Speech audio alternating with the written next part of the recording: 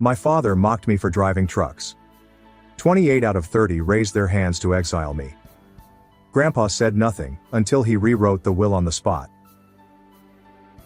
Hello everyone, my name is Nolan. I am 32 years old. I reside in a house in the Chicago suburbs with my wife Ivy and our daughter Hazel.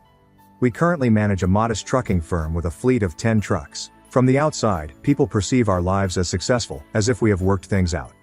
But, to be honest, this property and the business we own now are not the result of my efforts alone. I was a long-haul truck driver, earning roughly $4,000 each month after taxes.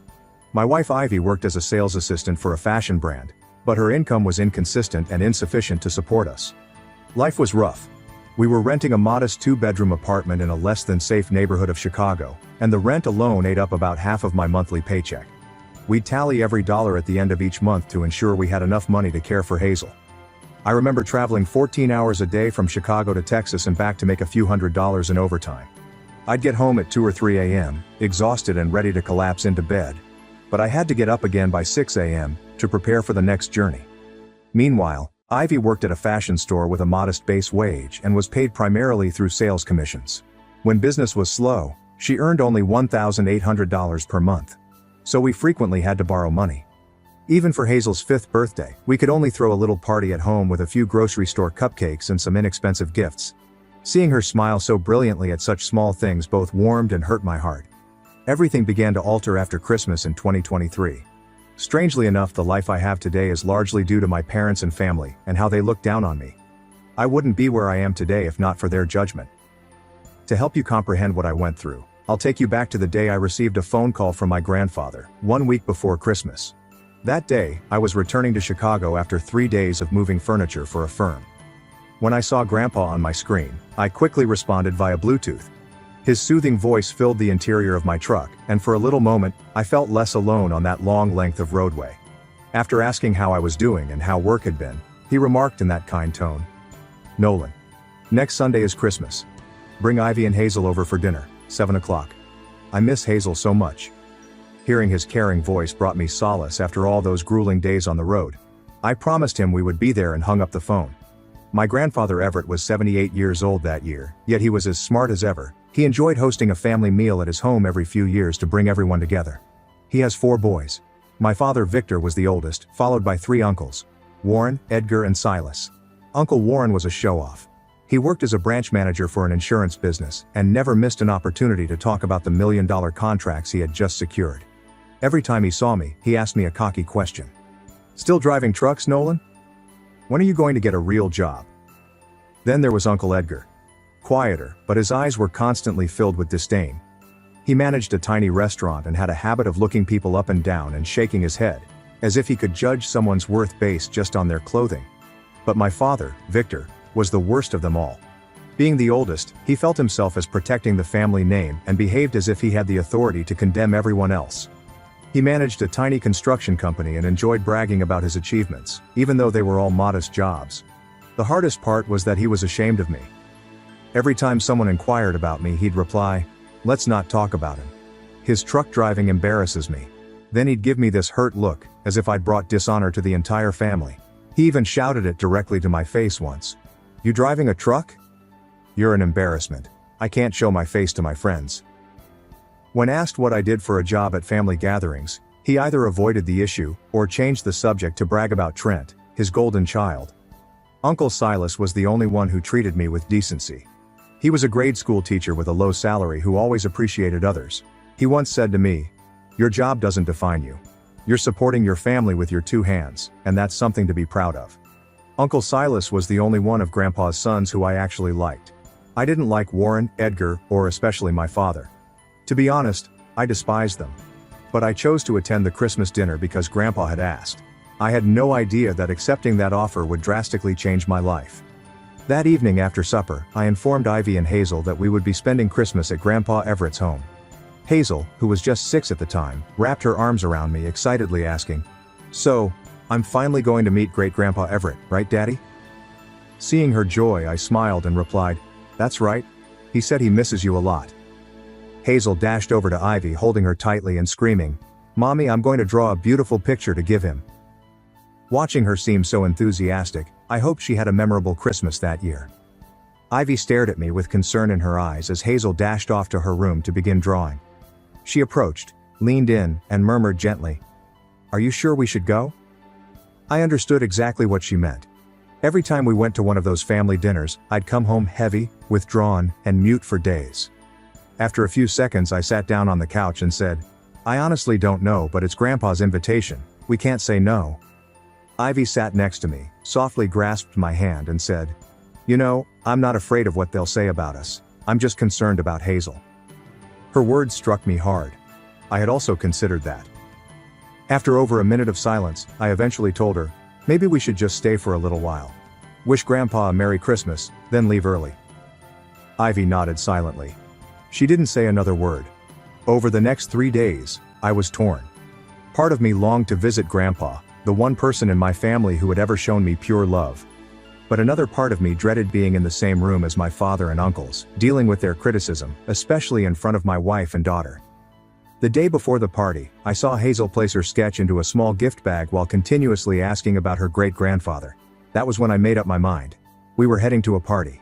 Whatever occurred, I would defend my daughter and ensure that no one hurt her with their remarks. We drove from Chicago to Rockford around 4 p.m. on Christmas Day. In our old automobile, we drove for over 2 hours. Throughout the voyage, Hazel kept raving about the drawing she'd done with Ivy's aid. She was quite excited. "Daddy, I drew Great-Grandpa smiling. And there's a Christmas tree too." Just before turning onto the familiar road to Grandpa's house, we made a quick detour at the bakery to get some apple pie, his favorite. We arrived around 6 o'clock. Many automobiles were parked in front, including my parents' Accord and my younger brother Trent's shiny new Civic.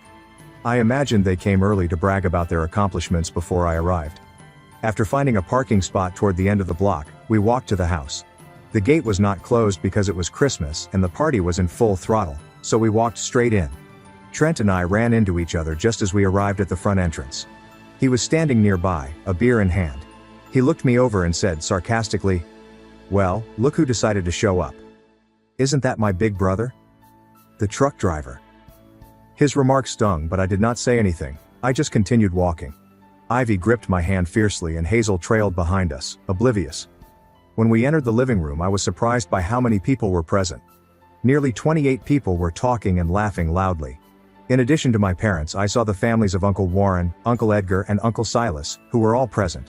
There were also some extended relatives, such as Aunt Miriam and Uncle Clyde, as well as a few unknown faces, which I imagined were their children, or grandchildren. It had been a long time since I had seen most of them. When I stepped in, Uncle Silas greeted me with genuine sincerity. "Nolan, you're late. Traffic?" I said politely, "Yes, Uncle. The roads were a little busy today." He offered me a warm smile and said, "Go ahead and find a seat for your family. Grandpa will be out any minute." Uncle Silas's act of goodwill moved me deeply. He was not my father, yet he always made me feel more loved than my biological father ever did. Honestly, there were times when I wished my father could be half as nice as Uncle Silas, but I knew that would never happen. As I searched for a seat for us, I could feel the gaze on us. Some folks nodded and smiled graciously, but I could tell that others glanced at us with thinly veiled scorn. What I didn't realize then, was that my family will be asked to leave the celebration in just a few minutes. As Ivy, Hazel and I were seeking for a spot to sit, a sharp voice pierced through the background noise, paralyzing the room. It was my father, Victor. He stood up from a brown leather chair, looked at me with a chilly, deadpan expression, and stated, "In this house, seats are for people who've made something of themselves." My heart skips a beat. My face flushed, heated, and blood rushed upwards. But I forced myself to remain cool, asking, "What do you mean by that, Dad?" Trent moved in from behind, his voice full of hatred. "It means losers like you don't belong here." It felt like someone slapped me in the face. Right in front of everyone. I looked over at Ivy, who was hugging Hazel tightly. Her face had turned pale from astonishment. Then came sluggish, mocking claps from the left side of the room. Uncle Warren was seated on the sofa with a smug expression. After a few mocking claps, he remarked with a disdainful voice, "Trent is correct. This room is full of achievers. Are you still planning on driving trucks for the rest of your life?" Before I could react, Uncle Edgar leaped in. His words cut like a dagger. "Honestly, we're all a little embarrassed whenever someone asks what you do." My own family insulted me repeatedly. I felt my cool slipping. It felt like being in the center of a hostile circle, surrounded by people who considered me as nothing more than an ugly. I looked down and noticed Hazel trembling and grasping Ivy's leg. Her large, innocent eyes were perplexed. She could not understand why everyone was so rude to her father. Just as I was going to speak up and defend myself, Uncle Silas stood up from his seat in the corner of the room. He looked around at everyone, his eyes keen and hard, and stated loudly and clearly, "That's enough. It's Christmas. For God's sake." His voice sliced through the tension like a razor.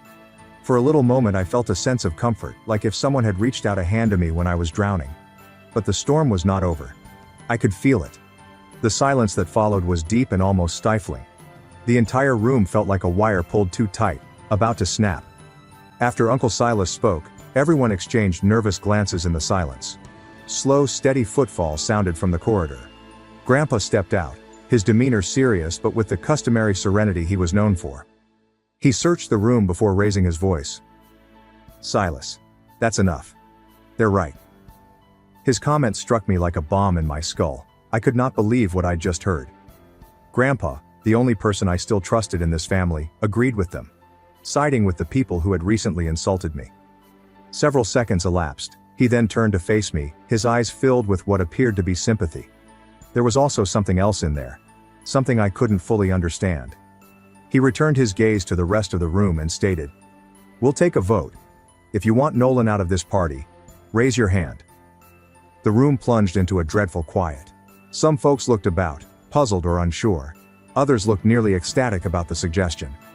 Uncle Silas stepped up, his face flushed with fury, and asked, "Are you serious, Dad?" Grandpa stared him straight in the eyes and stated, "I'm not joking." That moment seemed like the world was crashing around me. The air in the room became heavy and everyone appeared to hold their breath, waiting for the unfathomable vote to begin. A few seconds went by. My father, Victor, raised a hard hand. He locked eyes with me as he did, his countenance icy and unwavering, as if he had just won a long-awaited battle. Trent was next. He lifted his hand with a malicious sneer. He appeared to be enjoying himself, as if he had been looking forward to this moment for years. Then followed Uncle Edgar and Uncle Warren, who raised their hands virtually simultaneously. Warren nodded, apparently delighted with himself, while Edgar maintained a serious attitude, as if he were carrying out some noble task. Their relatives followed. Dolores, Warren's wife, hesitated, but after looking at her husband, she raised her hand as well. Edgar's adolescent children, perhaps 16 or 17, followed his lead hesitantly and awkwardly. But they nevertheless went along with it. I turned to see Ivy embracing Hazel closely. Her eyes were crimson and filled with tears that had not yet fallen. Hazel, completely oblivious of what was going on, looked up at her mother and murmured, "Mommy, why is everyone raising their hands? Should I raise mine too?" Ivy gripped her closer, attempting to keep the tears from falling down her cheeks. I glanced around and noticed a few reluctant hands. It was distant relatives, such as Aunt Miriam and Uncle Clyde. They glanced at each other, then at me, divided between decency and peer pressure. Aunt Miriam stared at her husband and then at Uncle Warren, her face filled with uncertainty. Uncle Clyde chewed his lip, his palm resting on his thigh as if he were about to vote, but he still hesitated. Then Grandpa screamed, his voice booming, "Come on, I don't have all day." The pressure burst through the final amount of resistance. Those uncertain hands rose rapidly, almost as if they had been told to. I quickly counted in my brain. 30 out of 32 people raised their hands. Only Uncle Silas and his wife Aunt Lillian remained still. Silas had had enough. His face was glowing red with wrath, and his fists were clenched at his sides. He grabbed Lillian's hand and raced towards the door. As he passed Grandpa, he paused, looked him straight in the eyes and whispered quietly, "I'm honestly ashamed of you." These words hovered in the air like a sentence being delivered. I had never heard Silas speak to Grandpa in that way before. Not once in my life. He then approached me, put a gentle hand on my shoulder and said, "Let's go, Nolan. These people don't deserve to be called family." I was stunned. I'd never seen Uncle Silas like this before. The nice man who usually tried to keep the peace was now standing up with a fire I had never seen before. I didn't want Ivy and Hazel to have to go through this again, so I took their hands and followed Silas out of the room. As we passed Grandpa, my heart was filled with resentment. He invited me here solely to humiliate me in front of my wife and children. I kept thinking, why would you give me hope to crush it like that? Behind me, I could hear a few people snickering, like if they had just seen the end of some bizarre little play. Hazel was still clutching her sketch, not understanding why we had to leave so quickly. As I looked at the uplifted hands that voted me out of that room, I realized I no longer had a grandfather, father, or family. As we approached the front door, a booming voice broke out behind us. "Stop right there." We all froze automatically as Grandpa shouted. Despite his rage, Uncle Silas stopped in his tracks as he heard something in his voice that was forceful and irrefutable. Several seconds elapsed. The silence was so heavy that I could hear my heart beating in my ears. Then Grandpa spoke again, louder and with clear authority. "The ones who are leaving tonight are not you." Uncle Silas and I turned back to look at him, perplexed. I had no idea what he was going to do, but there was a weird fire in his eyes that I had never seen before. He turned to face the remaining seated people, the same ones who had just raised their hands to vote me out, and remarked coldly, "The people who need to leave are the ones with their hands in the air." The room exploded. Protesters raised their voices. Shouting came from all directions. My father sprang to his feet and said, "You've got to be kidding me. You can't do this." Uncle Warren and Uncle Edgar joined in, their voices frightened and loud. Warren, visibly shaken, remarked, "Are you serious, Dad?" Edgar took a step forward, attempting to play peacemaker. His tone became soft, almost false. "Dad, I just wanted to teach Nolan a little lesson, that's all. I didn't mean any harm." Distant relatives, such as Aunt Miriam and Uncle Clyde, began looking for explanations. Aunt Miriam, her voice quivering, added, "Uncle Everett, I only went along with the others. I didn't want to upset anyone. I wasn't trying to insult Nolan. I swear." Uncle Clyde nodded immediately in accord. "Yeah, that's right, sir. We just thought it was some family joke. We didn't realize how serious this was." But Grandpa shook his head slowly. His expression did not relax, not even slightly. He glanced directly at my father, then at Warren and Edgar, his eyes filled with profound disappointment. "Since you were kids, I taught you that family is about love and loyalty, and now you are mocking Nolan because he's a truck driver." My father was still attempting to salvage the moment, wanting to change the story. He stepped forward, furious in his tone. "I don't look down on him, but he needs to take responsibility. He's 32 and still driving trucks. I was trying to motivate him to do better." Grandpa's look became icy cold. He stared straight at my father and said, "Victor, aren't you ashamed of yourself?" My father's cheeks turned red. He responded firmly, "Why should I be?" Grandpa hesitated for a bit. Then, with a heavy heart, he glanced around the room and added, "Because 12 years ago, when you went bankrupt, Nolan, only 18, gave up college and became a truck driver. He didn't want to be a burden on you. And what did you do? Even while you were broke, you poured every last cent into Trent." Those words struck like a bomb. The entire room became silent. Everyone looked at my father. Trent stood beside him, his face drained of color, recognizing the truth had been revealed. The atmosphere became suffocating. I stood there in stunned silence, overcome by a torrent of bitter recollections from 12 years earlier. Ivy clasped my hand strongly. Hazel still had no idea what was going on, clutching the drawing she had drawn for her great-grandfather. Grandpa's comments transported me back to when I was 18, the year everything changed. That was the year our family declared bankruptcy when my father's construction company fell into major financial difficulties. He owed about $300,000, which seemed like a lot to us at the time. I made the difficult decision because I wanted to help my parents. Despite having received a scholarship, I decided to drop out of college. Instead of going to school, I obtained a commercial driver's license and began working as a long-haul trucker. For the next 2 years, I worked tirelessly. I paid Trent's high school tuition and the majority of the family's living expenses. Every month, I gave my whole wage to my mother, keeping barely enough to cover my basic requirements. Then, in 2015, Grandpa gifted my dad $400,000, allowing him to finally pay off his debt and restore his business. I genuinely believed things would improve from there. But rather than appreciating me for giving up my youth to support the family, my parents and Trent began to look down on me. Why? Dad's business partners disliked the idea of his kid driving a truck. They said it harmed the company's reputation.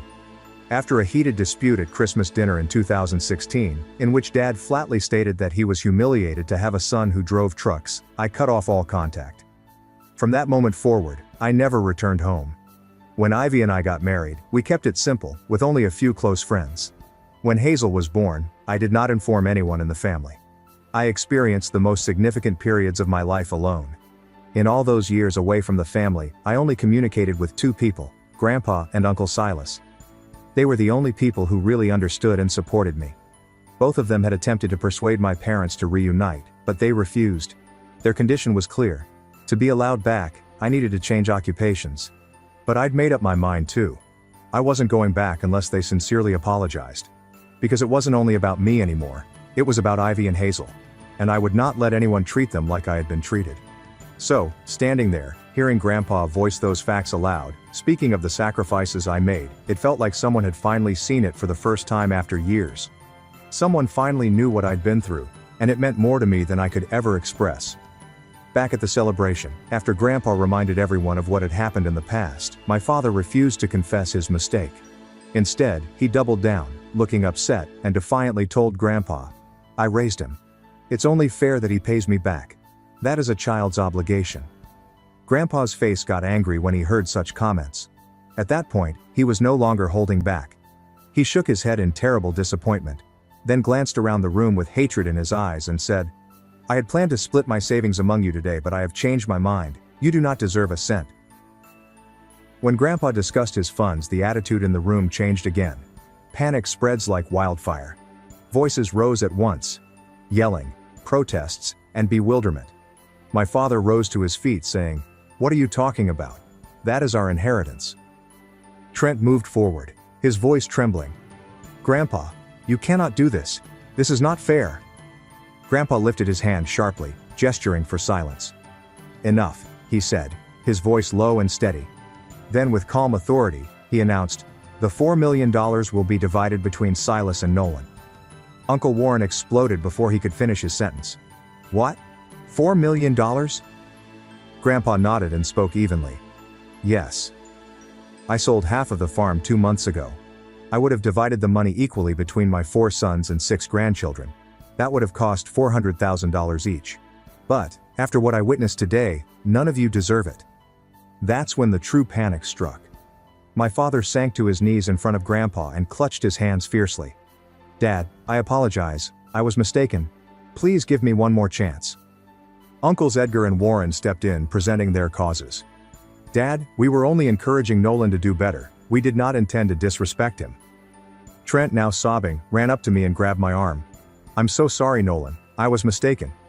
Please forgive me." Unfortunately, it was too late. Grandpa glanced at them with a stone-cold, undisturbed, and absolute expression. Nothing could make him change his mind. I stood there startled, as if I were living a $1,000,000 dream. A number I had never dared to consider. Grandpa raised his voice authoritatively as they continued to refuse to go. "Get the heck out of my home. Now." My father yelled out in wrath. "You can't do this. We will take you to court." Uncle Warren joined in, his tone stern and intimidating. "You are elderly, Dad. We can prove that you are not mentally able to manage your assets." Trent yelled out in frustration. I will not let this happen." But Grandpa just gave a dry, sarcastic chuckle. The kind of chuckle that knocked them down cold. Then, in a calm and almost pleased tone, he stated, "You are fools. Did you forget I still had half the farm? I'll transfer the deed to Silas and Nolan in 2 days." His comments struck them like a bucket of frigid water. They quickly understood they had not simply lost $4 million. The remaining half of the land was easily worth another $3 million. And now that would also be out of reach. They fell silent, knowing they'd run out of options. They fled one by one, furious, dejected, and bitter. Just before walking out the door, my father turned around, looked me dead in the eye with disdain, and said coldly, "Are you happy now, Nolan? You have broken this family apart." I did not respond. I simply drew Ivy and Hazel in close and held them firmly. Following their departure, the house fell into a peculiar, serene silence. Only 6 people remained in our family. Uncle Silas and Grandpa surveyed the untouched food still scattered across the dinner table. Grandpa turned to us and said, "Let's save only enough for the 6 of us. The others helped me box it up. We will take it to the destitute." This was not leftover food. It had just been delivered by a high-end restaurant earlier that afternoon. Nobody had touched it. The supper was scheduled to begin at 7 p.m., but by 6:30 Grandpa had already sent everyone else home. We all hurried swiftly to assist him pack the food and load it into Uncle Silas's pickup.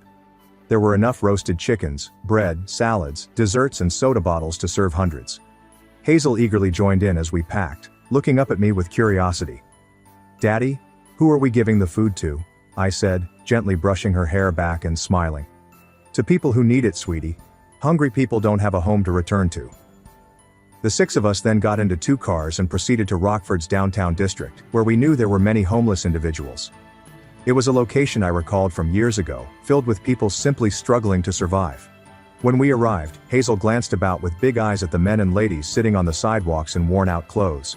She gripped my hand tightly and whimpered, "Daddy, why don't they have a house?" I knelt alongside her, looked into her eyes and spoke quietly. "There are lots of reasons, sweetheart, but what matters is that we can help them." Ivy and Aunt Lillian began serving the lunches, while Grandpa and Uncle Silas engaged in private chats with several of the attendees. Hazel was shy at first, but she quickly began to offer boxes of cookies with her tiny hands full of kindness. The smiles, warm thank yous, and most notably, the sight of calm thankfulness in one elderly man's eyes as he received his dinner, told us everything we needed to know. We were doing the correct thing. After we finished the last meal, Hazel came up to me and placed her arms around my waist. She said, "Daddy, I'm thrilled." Everyone smiled so nicely when they got their food. And that's when it struck me. This was the most memorable Christmas my family had ever celebrated. Around 8 o'clock, we returned to Grandpa's house and sat down to eat together. There were just 6 of us at the table, but the warmth and excitement made it feel more full than ever. As everyone gathered, Hazel reached into her small purse and took out the drawing she had been keeping. She stepped over and presented it to Grandpa, smiling proudly. He picked it up to check it thoroughly before smiling warmly and said, "This is beautiful. I'll hang it on the living room wall so everyone can see it." Hazel clapped her hands enthusiastically in response to his compliment. "I drew you with a big smile, great-grandpa," she added brightly. A little later, Ivy brought out the apple pie we had purchased earlier, and we all shared dessert. After supper, Grandpa recommended we move into the living room and converse for a little. He returned to his office, holding 2 $2 million checks. When he handed me one, my hands trembled so violently that I was worried I'd drop it. Uncle Silas was equally as surprised, his hands shaking and his eyes wide with incredulity. We both looked to Grandpa, overwhelmed by gratitude. I could barely get the words out. "Thank you, Grandpa. I don't even know how to express how grateful I am." Grandpa nodded and continued, his tone calm yet serious. "In a few days, I'm transferring ownership of the remaining part of the farm to the 2 of you." We glanced at him shocked. The remaining acreage was worth several millions more.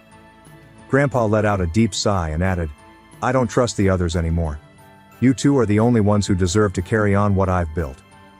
Hearing it, my heart sank slightly. Not because of the money, but because of everything we had sacrificed as a family to be here. I stared at Grandpa, my voice shaking. "Grandpa, I know this must have hurt you deeply, having to decide." Uncle Silas agreed and added, "Dad, I never wanted it to come to this either." Grandpa laid a hand on my shoulder and stated gently but firmly, "Nolan, I've watched them for years, and today was just the final straw. I know who has a good heart and who I can trust." Hearing those remarks, I buried my head, overwhelmed by emotion. I felt grateful for his faith, but also felt the weight of the duty he had placed in my hands. That night in Grandpa's guest bedroom, I lay close to Ivy and Hazel. My mind is entangled in a web of emotions.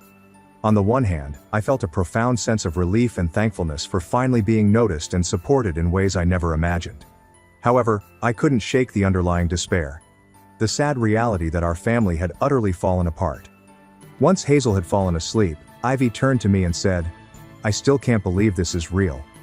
I softly gripped her hand and said back, "Me neither, but we must use this money wisely. It cannot change who we are." After a brief silence, we reached an agreement. No boasting. There will be no showing off. We would utilize this gift to create something better, more lasting for our small family.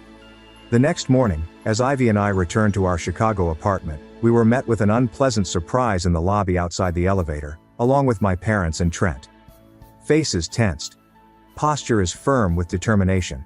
They came over as soon as they saw me and demanded that I divide the $2 million I had received into 4 equal portions. They said it was only fair. I didn't see any cause to argue. With a cold, hard tone, I looked them straight in the eyes and stated, "If you think you have a case, take it to court, but I'm not giving you a penny." My father lost his cool when he heard that. He started ranting, calling me ungrateful, greedy and selfish. He hurled every possible abuse. His statements were cutting and malicious, intended to wound. but I was not going to stand there and accept it. Without another word, I turned around, grabbed Ivy and Hazel's hands, and headed right into the elevator. A building security guard intervened barely in time to prevent them from pursuing us. That same afternoon, Ivy and I reached a clear conclusion. We updated our telephone numbers. We only gave the new ones to Grandpa and Uncle Silas, the two individuals we still wanted in our lives. It was a difficult decision, but we knew it was the only way to save our peace. We couldn't let selfish, nasty people continue to disrupt the life we were attempting to create. After receiving the money, I did not waste it right away. Instead, I determined that my first investment should be in myself. I utilized the first $10,000 to enroll in a Chicago Community College's business and asset management program. I spent 3 months learning the essentials of accounting, human resource management, marketing, and business planning.